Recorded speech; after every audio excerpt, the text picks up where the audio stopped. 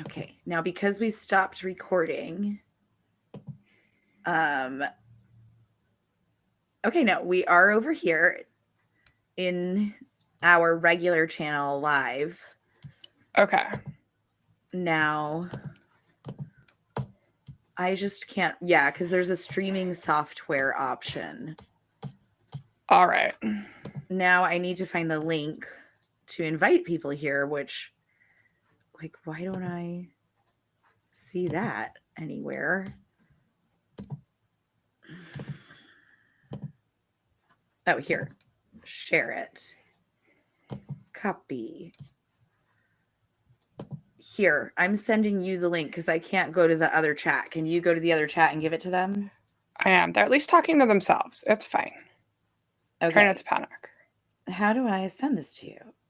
I think I have it. It's okay. Okay.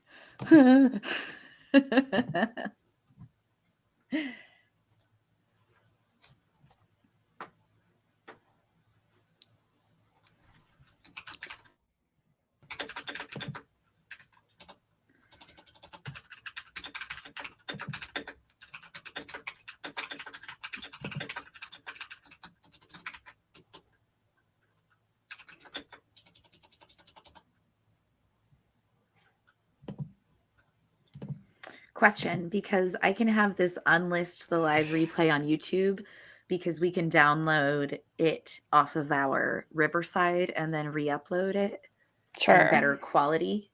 Okay. I'm putting that in. Ah, Larissa's here. Hey, Larissa.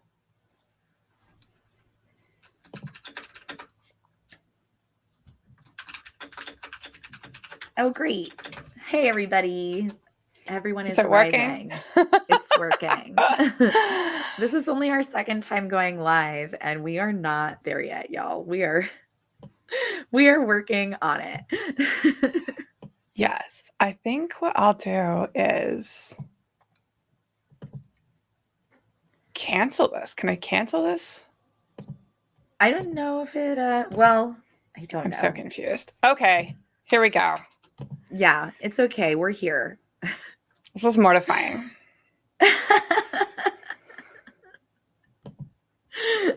It is not. We're okay. Why? Why is it so complicated? You guys are awesome. Thank you for rolling with us. I see everyone's here, so thanks, babies. I'm just smiling because I see all our friends. Hey, friends. Thank you guys so much.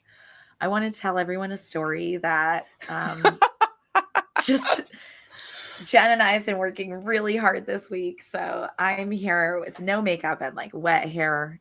And you all watch the podcast, so you know that I don't always do that. But if you met me in Chicago, I probably didn't have makeup on that first night. I was also in this mode. But yeah, so I told Jen that, and she was here, and she's like, I only did low-key makeup. I did low-key makeup. And then right before we hit the button, she like disappears a second and has this lipstick on now. So now she's like 20 times prettier than me as usual. It's a lip balm. I didn't expect it to look so red.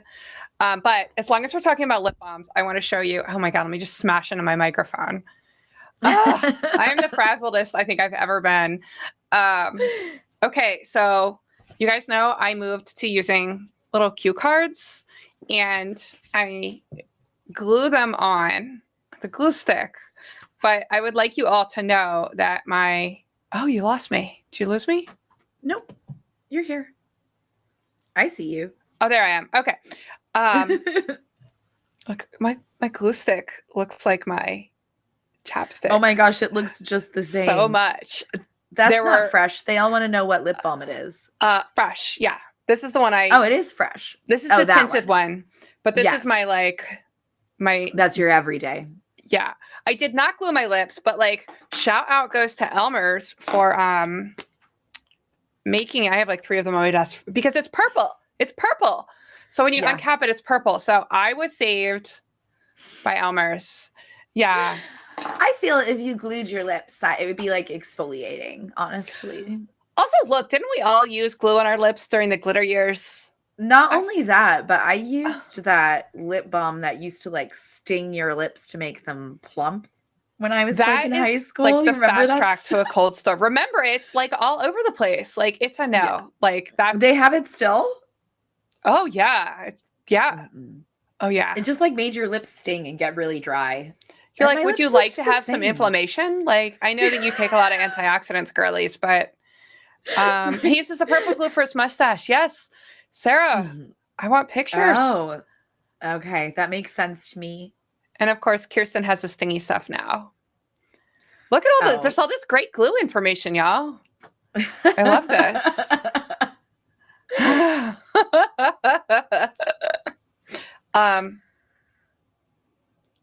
No. Well, the glue smells like glue. The mustache, I don't. Listen, I can't get involved with any mustaches. Lisa, tell him to stop. Yeah.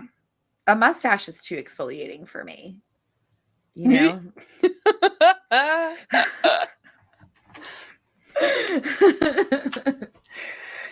Well, the good news is that also did not chapstick my notes to my cards. So I did not glue my lips and I did not moisturize my cue cards.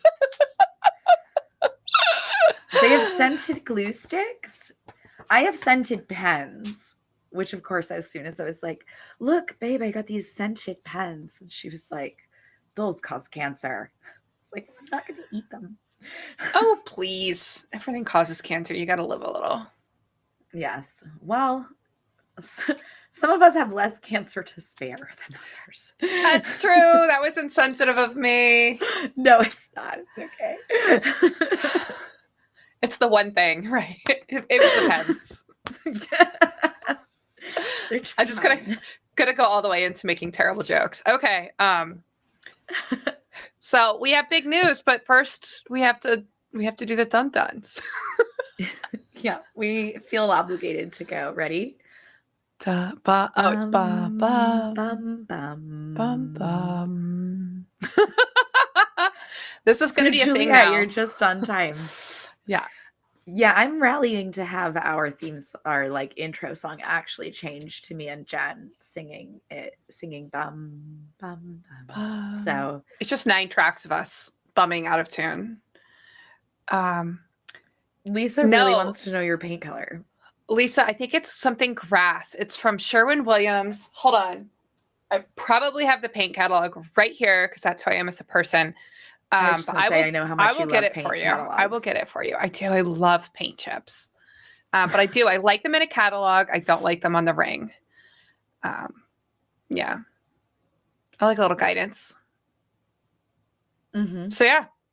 We ready? We're going to talk about it? I'm ready. You go. All right. For once, I'm going to be less talkative than you. You're just so self-conscious. We talk equal amounts. Ask anybody.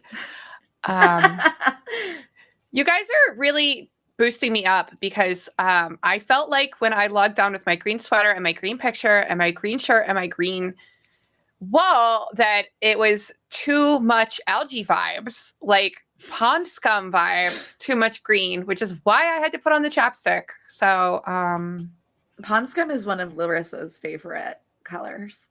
It's also, I think, like a magpie colorway. I know because I was looking at weird green yarn because apparently I'm still. Thank you, Heather. Mm-hmm. So y'all, we are smashing brands. That's our big news. We are. We're going to be putting it together. So we're still going to be releasing independent patterns, but we're going to be doing it under a label. So we are going to be bringing you One Wild Designs by Jen and One Wild Patterns from Bess. And then everything that we do, we're going to bring it under this this umbrella. So yeah, sway. Yeah. So, you know, anyone who knows us at this point probably knows like Jen and I have been close for many years and we've helped each other in terms of our independent businesses for so long that it just makes sense for us at this point to be together and to offer that much more for all of you and that much more for each other. So even just in the prep for making this announcement, I feel like our workflow has been superior. We've been accomplishing more. And that Yeah. means that we're going to be able to do a lot more cool stuff. And a lot of that has to do with you and including you. So one of the big changes we're making is that we're going to combine our Slack communities. So we'll have a One Wild Slack. And that way, our tests will be run there privately, of course, but we'll also have community and knit-alongs and pattern support, design support, fit talk, like an extension of the podcast, but a place where we can actually interact with you more directly. So, oh, look, you guys are so excited. I know, I'm going to cry. Everyone's being so nice to us. It's really exciting. Yeah. So speaking of knit-alongs, I'm looking at you, Jen. Take over. It's run with it. Yeah, so we're gonna celebrate by kicking off a fall knit along. We are going to begin in 2 weeks. So we'll do this thing that we're doing here again with our tech in order. It'll be so at you'll least 10% probably see a dry better. run. Yeah. 10%. If we're always improving 10%, we're gonna make it. So yes, we're gonna do a knit along, and we have somebody who's going to be helping us part-time. So we'll be introducing you to Teresa over the next coming weeks. So she's helping us out. Thank you, Teresa. I think she's here. Yes, I hope she's here because we have also moved it to a different place. But Teresa, hi. Hi, Teresa. Yeah, Teresa, if you're in the chat and you want to say hi, pop in so people know who you are. So we're going to be hosting a knit along, any of our garment patterns. And so we're going to throw out. Oh, she's here. She's here. Yeah, she's on our channel. Yeah. Okay. So we're going to have a discount for you. So all of our garment patterns, and Bess only has garment patterns, are going to be 15% off. And the code is going to be One Wild KAL. So here it is backwards. Look at that. No, that's correct. The correct Is way. it? Oh, cool. Good. To me, it is. Fantastic. And yeah, of course, test knits count. Test knits count. Anything that we've released during the period will count. Any tests that we start during the period will count. And we are going to have more information for you on the terms and conditions. But y'all know us. We're more interested in participation than we are rules. So yeah, more to come. But we'll kick it off in 2 weeks. That discount code will work on either of our Ravelries. And yeah, if you already started, that's fine. Whatever. Just knit with us. We just want you to knit with us. Yeah. So yeah, One Wild KAL, all caps. It'll work anywhere that you can buy our patterns. You can use that code and get 15% off any of the garments. That includes the bra. And you have like 3 months, so you can knit one. Or free. Take your time.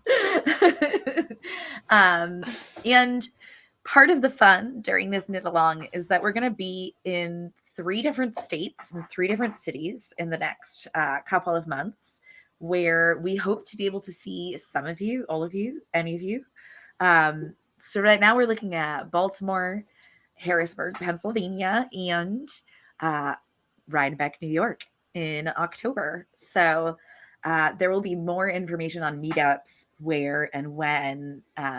We may be at local yarn stores, we may be at a coffee shop, but we'll be somewhere and open to hopefully get to see more of your faces. That was such a rewarding experience at String Theory in Chicago and H&H in general. So I'm looking forward to Woolen Folk and Sheep and Wool in October.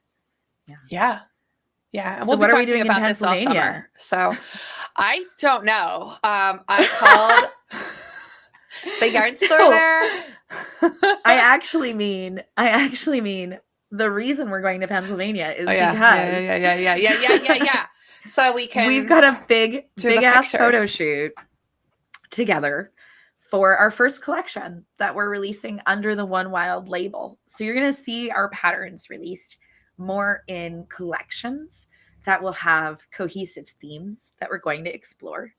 I mean, basically this started because Jen and I have been releasing patterns that are cohesive as a collection accidentally for like years now. And we found that we were both working with a lot of natural dyers and creating these variations on the idea of body of work. And that is going to be our first collection. That's going to come in early October, should be early October. And it will include our first ever publication as well. So it will be kind of like part knitting magazine, part journal, part inspiration, part book. And we have all kinds of different materials and one pattern that will be in the publication, but the collection will include a total of what's 7 different patterns, or at least 6. Is that 4 a lie? sweaters, a cowl from a guest designer, And 2 we'll be swatch featuring, projects. and 2 swatch projects and case study. Yes. Also, we're going to have articles in here. And Bess, did you know that 2 of the authors that we'll be featuring are in the room? So thank you. I didn't know that. That's wonderful. Hey. And yes, we do have an Instagram, One Wild Designs. And I'm so excited to have the chance to feature your work, everybody. Give us names, because you know Christina, that I never have the notes. You have a bitch, and if I've mispronounced it, Christina, you just call me right out. And Kirsten, our friend Kirsten, friend of the pod. Of course. Hi, friend of the pod. Yay. Yes, hi, Christina. Yay.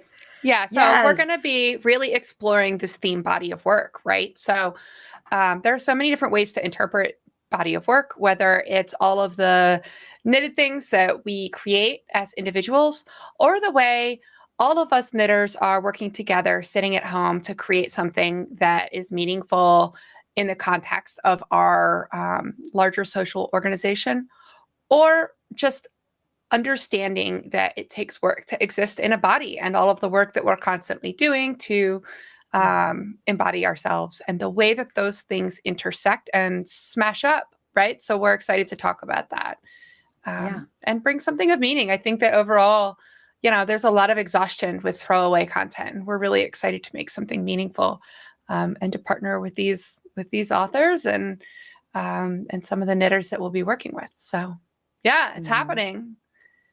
Sorry, everyone. I'm not actually looking at my phone. I'm changing from warm light.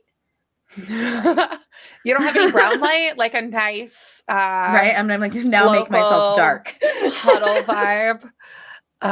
Yeah. I do have blue or pink. So yeah, it is very exciting. It is all starting to come together. This is making it suddenly feel actually super real. And I know. The possibilities are really vast at this point. The intention that we have is to be a hub so that all of us can continue our journey as garment makers and knitters, creating things that actually light us up and mean something to us. So our plans are to feature and spotlight and offer different ways that you can start taking a pattern as a real base for a project that actually is completely yours. So I've been using the word couture a lot and really hovering around this idea of knits that are better than anything that we're going to buy or acquire from that's been ready made, right? Like knits and knit clothing is really an opportunity to explore and express yourself. And having a team means that we can realize this vision in a way that we just weren't able to do as individuals, because I think this is a vision we've held for a long time. Right, friend? Yeah. I mean, Jen's so emotional. She's so excited. Well, and we've been taking little baby steps, right? So like when I did Out Loud last year, I was like, also, I'm stealing your pattern for my publication because it needs it, right? We really, thank you. Yeah. I mean, the things that we do really do complement each other, but I'll be really frank, and there's a lot there's a path to becoming quote unquote a successful designer. And that involves making a lot of things that appeal to a broad common denominator. And I feel like you and I have both been incredibly lucky to find knitters that resonate with this idea that there's really something special in making something that is less ubiquitous. It's taste making, right? And it's riffing, and it's things that don't come from patterns. It's things that come from your heart and your vision. And so, you know, I know that there are many of you here who may never go on to knit one of our patterns. I mean, we certainly hope that maybe one day we'll make something that resonates for you. But, you know, we really wanted this Smash Up brand to be a place both for people who are knitting our patterns, but also people who enjoy the podcast, want more, want to be in community with other people who are kind of on that same journey, to create things that are really unique. And so part of what we want to do here is be featuring more stuff from makers that is not something you can go out and buy or something that is off of the beaten path. Yeah, ixnay on ubiquitous. Thanks, Sarah. Big agree. Absolutely. You know, we're even in the world of knitting, which is all slow fashion, we are particularly interested in like things that were not made just because they were quick to make, and things that really were made because there was passion behind them. And that's not to say that there's anything out there that, you know, someone wasn't passionate about or it wouldn't exist. But I think even in the world of knitting, like Jen and I are a bit more niche, and you all that enjoy our work are a bit more niche, because we are looking for things that really sing in a different kind of way. And we're okay with putting in so much more effort or so much more time to get them, right? And that is incredibly special. And I love honoring that. It's a big part of why I knit garments. And I know that might ring true for some of you too. So moving into highlighting things of that nature is just super exciting for me. I want to see everything. Tag me in everything. Yes. So if we have responded to any of you with the digital equivalent of a monosyllabic grunt for the last month, now you know why. Because we've just kind of been running around behind the scenes, and there's lots more to come, right? So we will be changing the name of the podcast, broadcast, podcast, video podcast. I know. I know some of you get sad when we call a video stream a podcast, but so whatever it is, a new name is coming. Yes. We're expecting a cool logo here soon, you know. So you'll begin to see some things shifting, but you know, we really wanted to bring y'all along and just start now and just start knitting together now. And so that's I think that's it, right? We're going places, we're making things, we're doing it together, and we're grateful to all y'all and excited to have your company along the way. I think that is everything. Oh, and we've rolled out memberships. There are YouTube memberships, but that's more of a side note. Yeah, there's a new join button. So many of you already know that we have individual coffees, and a couple of months ago we went back and we synced our coffees in a way so that there's parallel offerings on each of our coffees. And we have also opened up sponsorships for the body of work publication. So if you're interested in helping us get that off the ground, it is a butt puckering investment with no guarantee of success. And feel free to check that out. Every knitter's favorite kind of investment. Yeah, just scary, big, scary art. But we wanted to open up memberships here for a couple different reasons. There are several tiers. There's a very entry-level tier that will help us do this work, continue to be upgrading and getting the software and the hardware that we need to do this, and to help us get to different places where y'all are. Yes, the editing, all of the captions and everything. So so that first tier is really designed to support this. And it does include, we will begin doing more content here on YouTube.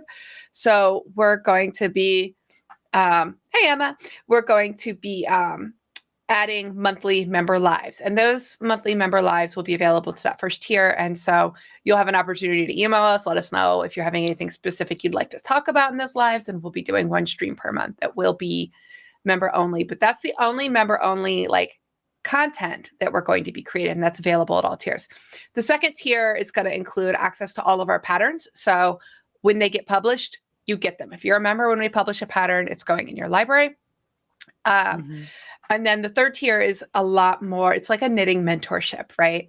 And so that has some extra one-on-one perks associated with it. So check it out. And if that's something you're interested in, or if you have questions or anything at all, stick it in the channel chat and let us know.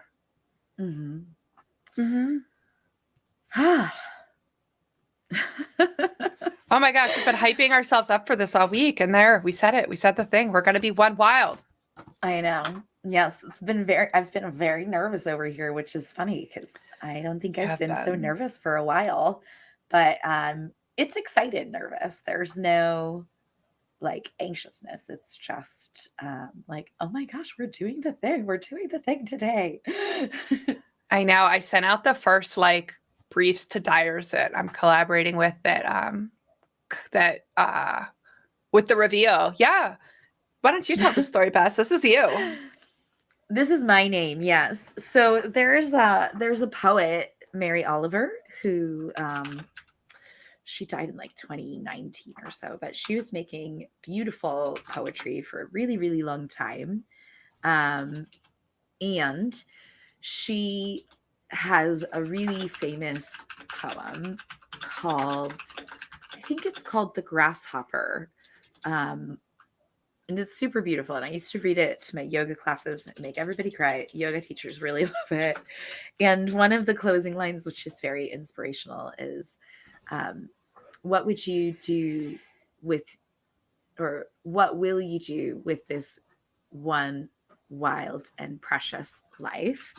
And so the sort of idea that I posed, being like the very flowery one of the two of us, was that what we're offering, like with the publication, with our Slack community, with this podcast, which has resources, and with our patterns, is really this question for all of us, which is, what are we going to knit with our one wild and precious life? Like, what are we creating?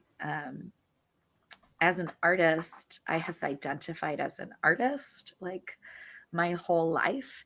And I consider my body of work to be my legacy. I'm 37 and now I have 2 children magically who are in middle school and late elementary school, but I didn't think I would actually be a parent for most of my life. And the idea of my work being my legacy has always been so strong. And I just really relate to this idea that we have so much time in our lives and we can devote it to the things that really light us up, and we can become more and more and more skilled at these passions. And it's such a beautiful thought to me of like the development and looking back on a lifetime of work from us as artists or from an individual. And so that is where the name came from. Yeah, honestly, like as we've had this name and been discussing the things that we're going to do in the winter and in the spring, our next 2 collections, it has really felt like a little bit of a beacon, right? Because I feel like it's easy as a business to hover on, what's going to appeal to a broad range of people, but just really being clear, like you and I both tend to knit for people who are willing to and prefer to knit things that are not mainstream, right?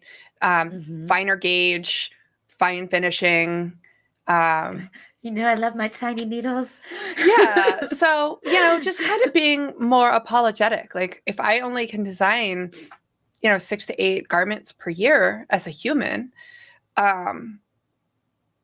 do I really want to spend any of that making things that don't delight me in the name of business? No, of course I don't.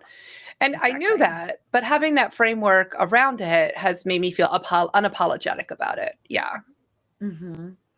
Which doesn't mean that our patterns are going to be necessarily more wild. We're both really still gravitating towards wearable, kind of minimalist, technically forward patterns, focused on fit, focused on giving you a base. But we're really excited to see what you all do with them. And that's where your participation in this design house is key, is like, what can we all delight in and share? Because you have your own ideas and your own way of executing an art piece that we don't have, right? So like, Yeah. together as individuals, Jen and I complement each other, but together as a community, we really create something that is incredibly powerful. Yeah. I mean, even just thinking about the way that we've been talking about putting our collections together, because we're planning out together, we can have designs that still do that, but at different skill points.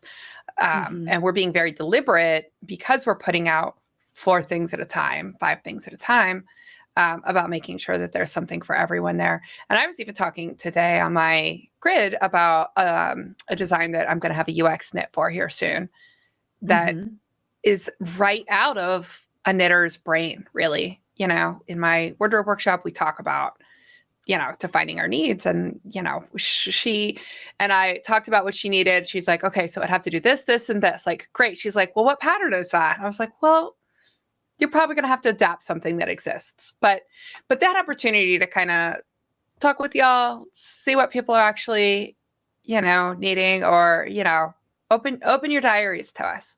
So thank you for asking us about the name. What other questions can we answer? Yeah, and to paraphrase, I think what Jen and I are saying is that we are very inspired by all of you. Yeah, that Breaker is the name of that sweater, and it's going to be quite beautiful. It is. We are talking about the one she peaked today. That's going to be coming in our late winter collection. Which is like, we're so excited about. Really, I feel like if we talk about it, we're talking about too many things. So now we can't tell you about it yet. You're going to have to stay tuned for us to share more, but we're super psyched about it. Yeah. Yes. This is like the hardest part about design work, is that you kind of do all the creativity like way ahead of time. It's a superwash DK from Wandering Flock. It's DK Icy Lavender. Isn't it wonderful? I saw some in a yarn shop this weekend and I was like, that one. Yeah. It's really lovely. And Geraldine is very lovely, who owns Wandering Flock. All of her yarns are super soft. Yeah, there's one with a zipper. Y'all know I love a zipper. Here's the thing. Buttons are like, I think they scare people less, but they gap. They come unbuttoned. Yeah. Yeah, that's probably really pretty, Lisa. You know how I feel about buttons. I might have to make a breaker because I still have an elephant zipper hanging around. I'm writing that down because I need to. I'm probably not going to use the one I showed today, but yeah. The zipper. Yeah. When I test knit a long time ago, Jen's first design that had a zipper, and I custom ordered, well, it wasn't custom, I found them on Etsy, but I ordered like rose gold zippers and a rose gold elephant pole that is like super cool. And it came in a pack of 3. So I can use 2 more elephants. It's of course, Lisa, of course you can. It's like so funny because when I released my first zipper pattern letters, it was like 18 months ago, and I was like, oh, nobody's gonna buy this because zippers are too hard. And then people like showed up, and now I'm like, I don't even think about it. I'm like, zippers are better, so we're doing zippers. Like, yeah, that was one of your most people can deal with patterns at that time. Yeah, it was. Yeah. It's so great. I wear mine all the time still. I got to go back and add bust darts and like re-release that pattern. Yeah, that would be a good one to do that with. I'm not allowed to re-release any more patterns right now, but I'm constantly itching to re-release every single one of my patterns, but then I'll just be stuck in an endless loop releasing the same 10 patterns for the rest of my life. Yeah, zippers really aren't hard, folks. If you No, it want a wasn't. really easy way to try one, just pick up the Ziplet pattern. And then if you decide you like it, you know, it's got a code so you can do letters in it. But the zip pouch is, the Ziplet pouch is really a very fun, super approachable way to play. Yeah, very fun. Yeah, there's minimal sewing in Jen's letters pattern, which accompanies the Ziplet. So if you were looking at either pattern, you're going to get really great instructions on how to hand sew in that zipper. And I found it super easy. And I was really nervous about it because I don't sew very much. And even with my minimal sewing skill, it still turned out great. Although I did do it twice. Thank you. I did have to do it twice because I forgot to put the stops on the zipper tape because I had like a roll of tape, not a pre-measured length. Oop. Yeah. It's hard mode. Yeah, you did it on hard mode. It still worked. Good. Sometimes you have to do finishing twice. That's okay. We enjoy crafts. I would rather finish something twice and have it be better. Wait, what's the dark side? What dark side? She's pro zipper. Yeah. Lisa will update us. She'll update us. Yes. I think Lisa wants me to release a pattern with a zipper, but I think that's might be what she means. I don't have one planned at the moment. I think Lisa's responding to my fine gauge. Sewing. Yeah, she's not wrong. Making a whole thing in a weekend is great. But I don't know. You can't be cozy when you sew. I would only really be interested in like hand sewing because I find it so not cozy to be like hunched over a sewing machine and then like hunched over ironing and being really worried about whether or not I folded the thing in right. Like, I know that if I were more skilled, I would be less stressed, but my experiences sewing have been like, I'm so nervous and this is uncomfortable. See, everybody, I knew it. Everyone's like, you're wrong. You can be so sewing does not make me feel cozy, but it does make me feel like a good chemist, if that makes sense. It's the same feeling as when your grading turns out. Yeah. Mad scientist. When you're like, yeah. Okay. It's the opening of a super cold seltzer. That's what it is. So not cozy. Okay. But see, the ironing and the pinning and the measuring is like all of it. You only get to sit at the machine for like a minute or so. Oh, Jillian is sewing right now. So I will hand sew. I've considered hand sewing a whole dress because if I can sit on the couch and talk to my step babies, then I will do it. Sewing is fast food. I mean, I'm envious of all of the beautiful sewn garments out there that I see people make and wear. It's certainly something that I want to be good at. But, you know, between the embroidery and the watercolor. What about this? Having a sewing machine on a standing height table, that's genius. Oh, yeah, I think I would want that. Well, yeah. We're getting a bigger place this year, and then I think maybe I will have my sewing machine set up again.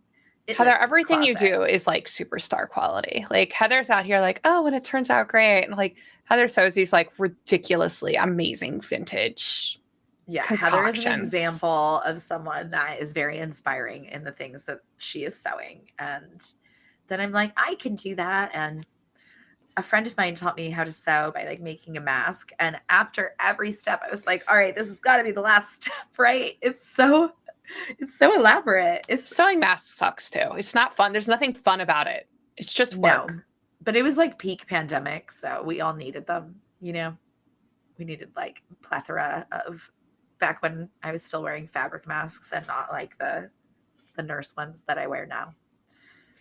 Oh, thank you, Elizabeth. That's so kind. You know, yeah.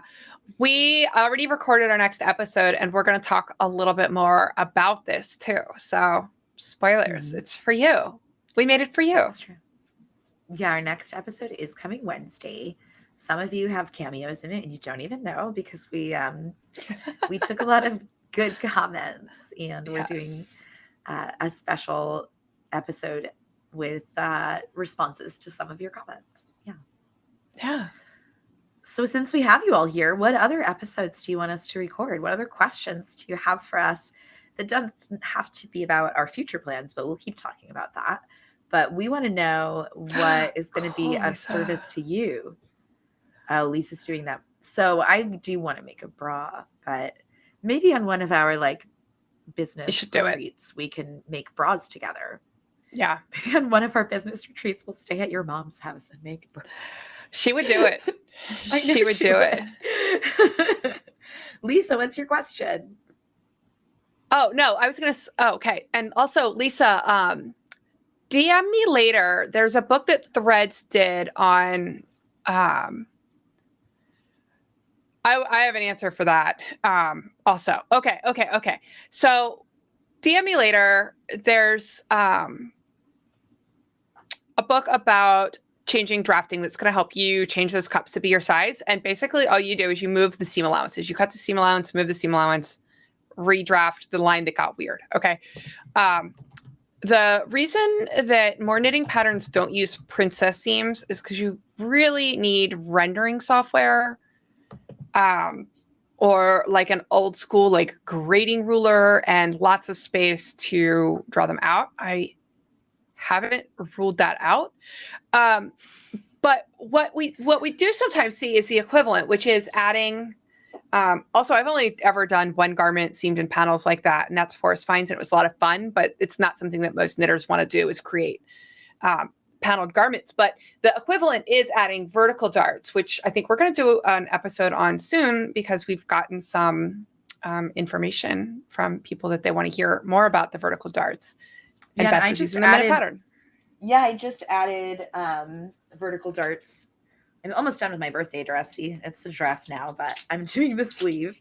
And she has vertical bust darts. So as soon as I have her finished, I am going to write up a lot of detail about what I did. And we're also going to, I'm sure, have talks about, not necessarily about just this, but certainly about vertical bust darts.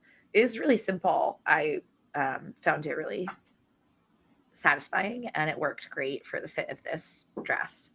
Yeah, I was going to say, I feel like I know perhaps one garment that we're going to be putting princess seams in. Yeah. I'm like reading the comments. I'm reading the comments. That's okay. Yes, the class was really good. And for anybody who looked at the class and balked and realized the bra making class that it was like $100. If you listen to the Craft Industry Alliance podcast, Craftsy sponsors like every other one, and they have like a year-long membership for $3. So they keep emailing me to sign up for their year-long membership for $2. So if you get on their email list, they will offer you access to all of their classes for basically no money. So I probably am going to do that because I would like to sharpen some of my skills as far as writing a book, you're not the first person, CB, to suggest that we might explore that. And I'm not going to name a well I won't drink from because I'm not in the habit of doing that. But it's not in the immediate future. We'd have to basically stop doing everything else we do. Yeah. Yes. Yeah. I mean, the podcast alone, right? Although it seems like we sit down and do it in one take and whatever. And sometimes it's one take and sometimes it's like 7, but I think it was only that many once. But the amount of time that we spend on the podcast is almost like half of our working hours already, which means like an even more elaborate project like a book would be basically all of our working hours for a long time. And it would be really satisfying in a lot of ways. But then I think I would really miss the work that I like to do now. We're very much open to doing restorative yoga and knitting retreat. We have been discussing that as a plan for the near or long-term future. I've been a yoga teacher for 17 plus years now, and restorative yoga is my specialty. So I've led yoga retreats myself in the past. I don't lead yoga retreats anymore, but I would be very happy to include yoga in knitting retreats in the future for sure. Because We I need a don't want to venue, y'all. You need the venue. We already planned a whole curriculum. So yeah. Lisa, I think you're right. So for me, the idea of writing a book, although it's appealing, involves inserting a middleman that I don't get to vet as a business partner, right? Like this publication that we're going to do, I've chosen the editor, right? It's Christina. Christina's here, right? It's somebody whose value I really whose work I extremely value and who I know what she stands for. We're able to choose the way that we do things, and we're not just slipping someone in the middle. What we do is pretty niche. Book publishers want you to have mass appeal. They won't, if they're a large publisher that would actually like pay you for your work, they want a lot of mass appeal. And there are some people, our friend Lori has been working on project. There are a lot of people we know who are doing really cool things, but because we know people who are doing really cool things, we know how much time and effort it takes. Yeah. But you know what? You guys are really excited about a yoga and knitting retreat, which makes me excited. Me too. And I want to say we're gonna talk about what our dream was for that, for sure. The last thing I kind of want to say about one of the reasons we don't want to do print is like we're both really, really focused on paywall free content for you guys. It's not free to make, right? We definitely count on people who make contributions, but so much of what we do benefits designers. We care most about knitters and supporting knitters, but a lot of designers soak all this up and incorporate it in their pattern writing, which serves knitters, right? So as soon as we start throwing up huge amounts of content behind paywalls, that kind of undermines the biggest part of our mission, which is serving all y'all without making you pay. So kind of doing community supported education where it's supported by things like memberships and coffee, for me, feels more in the bullseye of the change I want to see, right? Like it's very highfalutin talk, but I think that what knitters are doing is important and valuable. And I'm real earnest about it. Yeah, I have never lived my life commercializing myself for the sake of more sales. And I'm not going to start doing that for a book. And I know that's not. I won't name the well, but yeah.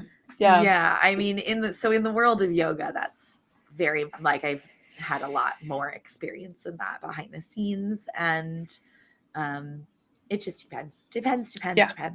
There are some amazing knitting books and crochet books coming out this year that I'm looking forward to purchasing. But like Jen said, I just get very inspired and excited about making content that's accessible and that you can digest in small bites while you're like living and knitting and growing. And so we're kind of all going along together by creating content in smaller, more digestible sizes.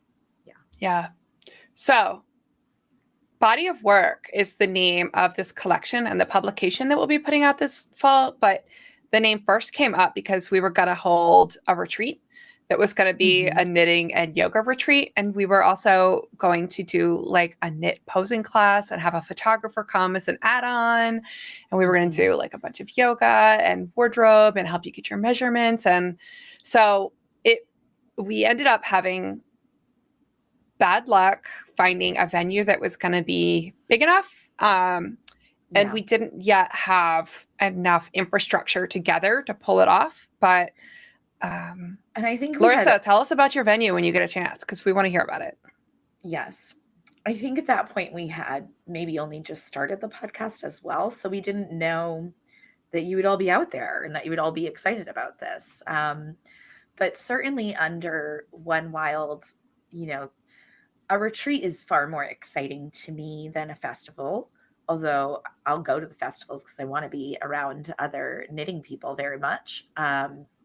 But a retreat has always been an opportunity for me, whether I've gone on one as an attendee or taught one.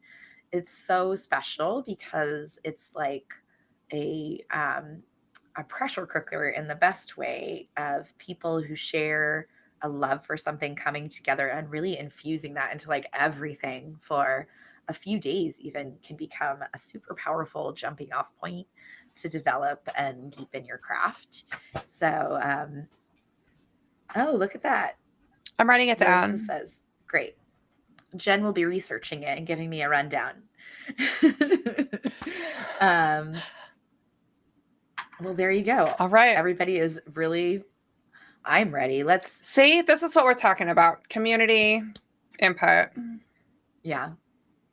Jen's making my next to-do list as I am. I get so overwhelmed. Great. Wonderful. Thanks, Larissa. Thank you, Larissa. You can be our retreat buddy. Yeah. Mm-hmm. Yeah, Larissa can be my roommate again at the retreat. Just anywhere that I go for knitting now, Larissa, you have to come and share my room.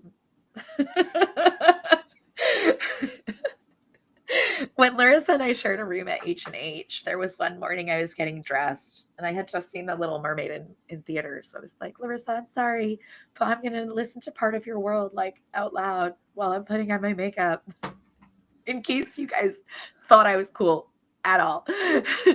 But now Larissa has turned our Instagram theme in our chat to The Little Mermaid. She did it just for me. So awesome. That's, these are the kinds of friends that I want and need in my life. This is so perfect. I love you guys. This is great. Larissa, you asked a question. I'm scrolling to get it about where our design inspiration comes from as tastemakers, I think is what she was asking. Well, our processes are changing a little bit now that we're working together because Jen and I have been able to design quite a lot into the future in a fairly short amount of time since we've really decided to join up forces. And part of that is because now we're able to be kind of inspired back and forth from each other and around the themes that we're thinking of. A lot of my inspiration for my designs, this might sound a little bit boring, but it comes from like art and going to museums. When I see texture or color pattern, or I really love looking at Indigenous art. I really love looking at like older historical pieces. And I draw a lot of thoughts from there. So I've been like texting Jen paintings of like birds that I saw at a wildlife art museum I was at recently. Spoilers. Well, because of the colors. Because I love like the layered color that I've been seeing there. So that's one of the places where I feel most obviously inspired. And when I often like take a trip like that, I do that a lot on the weekend. And then I find myself sketching up a bunch of designs that week, even though it might not have been my plan to do that. But I know I'm also really inspired by like what I'm seeing around me and the things that I want in my wardrobe. But I don't think that feels as directly like it impacts me. I'm going to let Jen answer now.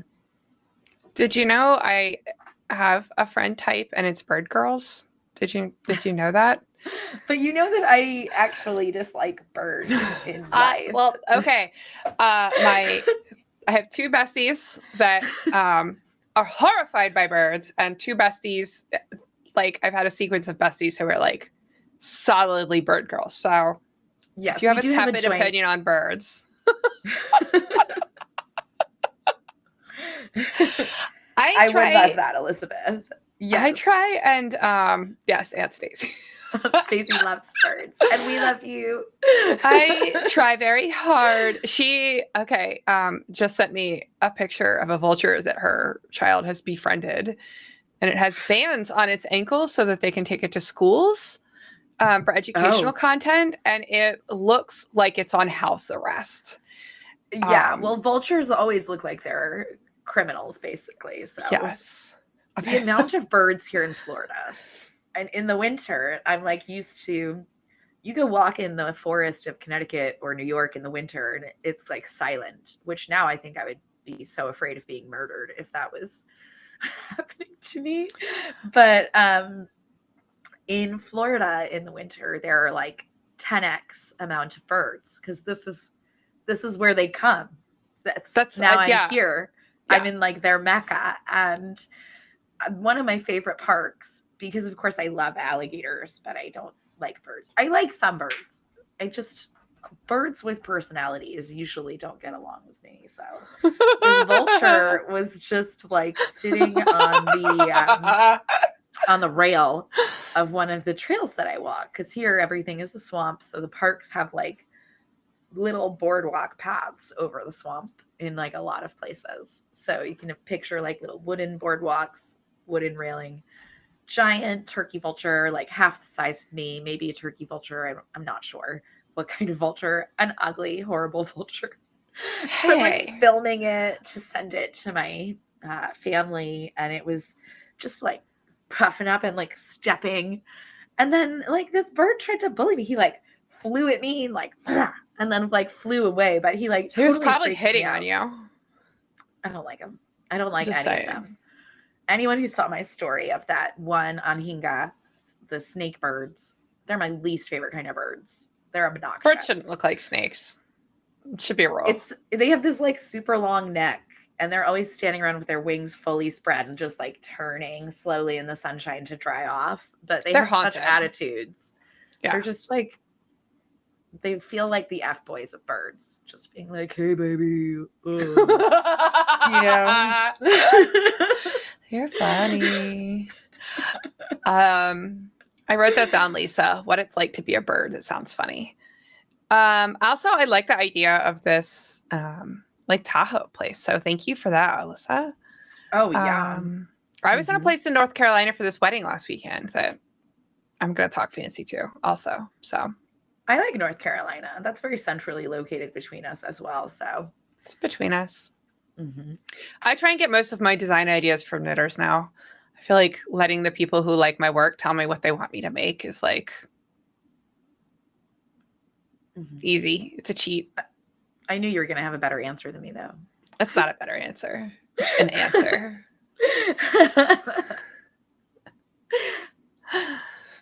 Not always. I mean, sometimes it's just like I'll see shapes in fast fashion that I think are interesting. And adapt them. But, you know, when we started this spring kind of doing it art school mode and offering critique to try and hone things a little bit more, I think that there's so much kind of imposter syndrome in becoming a designer. And then kind of trying to grow out of that and get solicited, right? Like, so you're nervous. And so you've got all this imposter syndrome. So you don't want to ask for input because you don't want to be told that it's bad. So you go through all the work to make the thing and launch the thing and try to sell the thing. And then like, you only find out if it's good or not when you see if people like it and buy it. Yeah, I know, Becca. I know about you and your diary.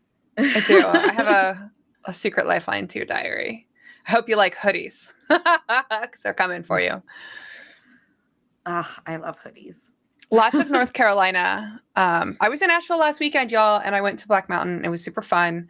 And that is where this place is. So yeah, Asheville. It's not in Black Mountain. Area. It's on the other side of Asheville. But yeah, as far as located in the country, it's there. Yeah. Yeah. Oh. Well, Becca, we are glad to hear that. Yeah, I think we're there. Is this? I think we have all of our. This is what we wanted to say, right? Are we? It's 9 o'clock. I'm making it weird, but look. Do you see that at the beginning? I'm hot. I'm in my upstairs bedroom, and it is 1,000,000 degrees. So, yes, we can continue to talk about wool. Yes, there's a hoodie. A hoodie is coming. I've teased it once, but a hoodie is coming. Yeah, I think that we are approaching our goodbye time. Yeah. I gotta hang out with Avalon. She's been so good hanging out with me all day. We're alone here and I've been working and I feel like kind of a jerk. I need to hang out with my kid. Go. Yes. And also Pearl Monster. Yes, the yarn is calling. We have been. It's fine to do all this, but if I don't meet my tech edit deadlines, I'm gonna be in trouble. So, not It's only the true. yarn We've is been working calling. so hard that we have not been able to knit very much. I have a whole other sleeve I've got to knit before I can finesse the neckline on that on Breaker. So it's time to get to it. All right, y'all. Thank you guys so much for all of this super fun chit chat, all of your great ideas, your excitement for us and with us. It means so much to us. It really does. To get to share it with all of you and to be getting to know you all. So yeah, that's now it's the time. I started off by making Jen embarrassed and now I'm making Jen cry. So I have fulfilled all of my obligations on this. I've never cried so much since we started this podcast. I told you that my superpower only is cry making on people film. cry. Only cry on the podcast. I don't cry in the rest of my life. Last night I made Candace and Avalon sit with me and listen to a 17-minute folk song that I love, and I openly wept while we did. And I just held both of their hands, like, listen to this song with me. And I wept. So that's a very specific kind of parent. That's who I am, right? Mm-hmm. Now we know. I didn't know. I didn't mean to, but here we are. That's okay. Someone needs to cry in front of children. Oh my God. It's not me. Thank you all so much for being here. We can't wait to see you again. August 18th is going to be our next live for the knit along. You don't have to be doing the knit alongs to come. So that's just a couple weeks. Yeah. Looking forward to it. And if you want that discount, it's One Wild KAL, all caps, spelled out. That is active now. It's live. All right. Bye, babies. Bye. Thank you, Lisa. Thank you, Lisa. Bye.